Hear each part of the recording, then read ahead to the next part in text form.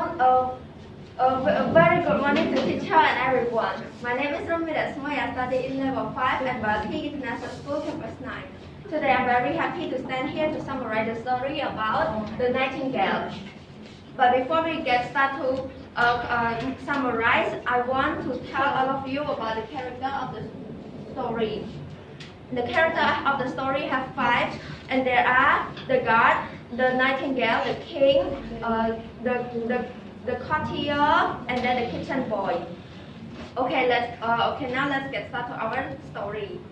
Long time ago, there was a nightingale lived near the forest, and then there was a king lived in the palace, and he read the book related about the bird, the kind of bird. And when he saw the information of the nightingale that have a beautiful sound, and he interested on the nightingale and request the guard to bring the nightingale for him. And then the guard go away from the palace to find the nightingale in the forest. On the road, the guard saw the kitchen boy and then asked the kitchen boy that how can we find the nightingale in the forest? And then the kitchen boy told that the nightingale lived in the tree on the tree in the forest, and the guard go to bring it to the palace.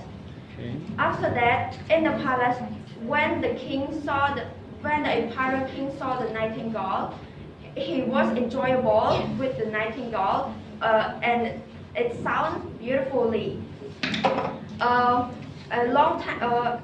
few days ago, the Japanese emperor gave him a present about the robot bird, and it can sing and it have a beautiful sound like a nightingale. After a few days ago, the robot bird has error, and then it's not continue to work. When the king enjoyed with the robot bird, the real nightingale, flew away to the forest. After the robot bird has error, the king was very sad because he's lose the real nightingale, and then he's lose the robot nightingale too.